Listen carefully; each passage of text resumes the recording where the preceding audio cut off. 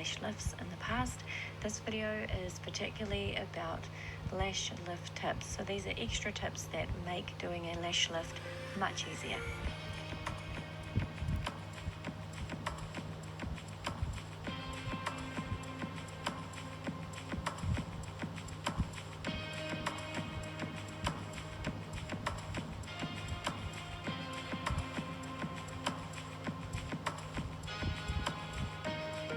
So the first one is glue not keeping the lashes down so they're not staying on the shield. What I suggest is that you wait at least 20 to 30 seconds for the glue to become really tacky.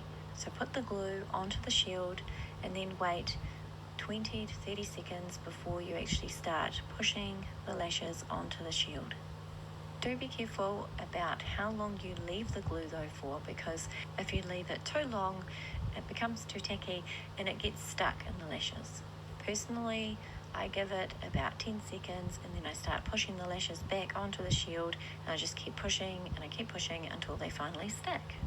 Because the applicators do not absorb the glue, they just keep pushing the lashes back and the glue stays on the shield really well. Once I've pushed the lashes back onto the shield and they're sticking, that's when I'll use either the comb, the little wee comb that you get, or tweezers, or a lash tool that you've had provided in a kit to shift the lashes around. You need to shift the lashes around whilst the glue has not completely set. So again, you're trying to get the lashes back, get them stuck down, then start arranging them so that they are evenly spaced out as best as you can. You really want to avoid lashes crossing over if you can help it. A good tip for trying to figure out the size is to see whether the lashes, when you push them back onto the shield without glue, touch halfway up the shield. But then it also depends on what the client wants, which direction are their natural lashes facing, are they really downward facing, are they straight out, are they already quite lifted, what is it that the person really wants. Usually I will use small M or ML. I quite like one that is also called M2 and that comes within some kits. What I've discovered though is that when someone's lashes are downward facing and also thick and strong, they don't lift really well with an M or L shield, and they look like an M or L shield will work really well. It ends up not lifting them enough because they're so downward facing they won't come up all the way, or it just doesn't look like a really impressive look. In my experience, using an M or L did not work well for downward and strong thick lashes. So sometime later we tried again, and I tried with a small shield. This is the shield with the smallest mound on it, so most people, if you did a small shield on them, it's going to look like they're startled. It looks crazy too much. In addition to using the small shield, I used the longest processing times because they were very strong lashes as well. This is the result. I've also had clients that have very long inner lashes, and when you push these back on the shield, they can end up touching the inner upper eyelid and really annoy them. I try to leave them attached a bit looser. Now, if they start pinging off during the processing time, I use a little bit of Nichi Barn tape and I just push them back and I just tape them back loosely so that there's still less of a curl than the rest of the lash lift that I'm doing. For lash lifts, the main tool that I use is Designer Lash's lint-free applicators. I constantly use these lint-free applicators throughout a lash lift treatment. I use these to push back the lashes onto the shield. I use them to apply and remove solution 1 and solution 2. I use them to apply and remove the tint, to apply and remove the keratin. They make doing the lash lift procedures so much easier.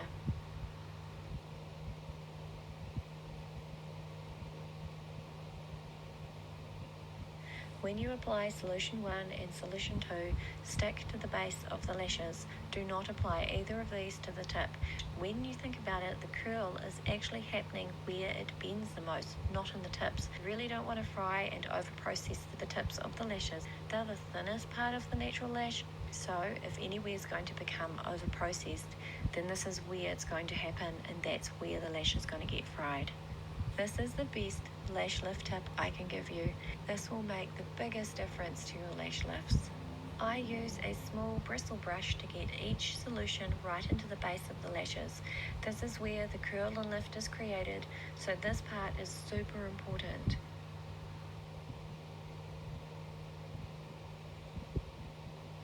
This I can't do with a cotton bud or an applicator. You really need a soft bristle brush to get through into the base of the lashes, and I think since doing this it's made the biggest difference to my lash lifts. If there was one tip I could share with you today, this would be it.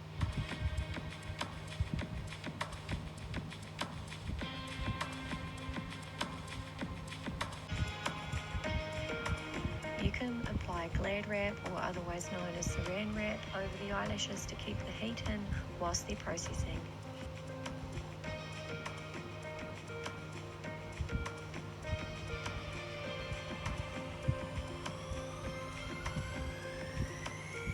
I use the lint-free applicators to apply and remove the tint, as I do not use water to wash out the tint. So what I do now is I remove as much of the tint as I can using the lint-free applicators, wiping off what I can, putting that excess amount on a tissue that's in my other hand, going back, swiping off more, doing all of that, making sure they're as clean as I can get them in this form, and then going back in with keratin oil. Then with the keratin oil, that's when I start swiping across the lashes again. This is where I find they start releasing off of the shield. So they start coming off the shield naturally and it starts breaking down the glue. So this is a really good way to avoid water on the lashes at all.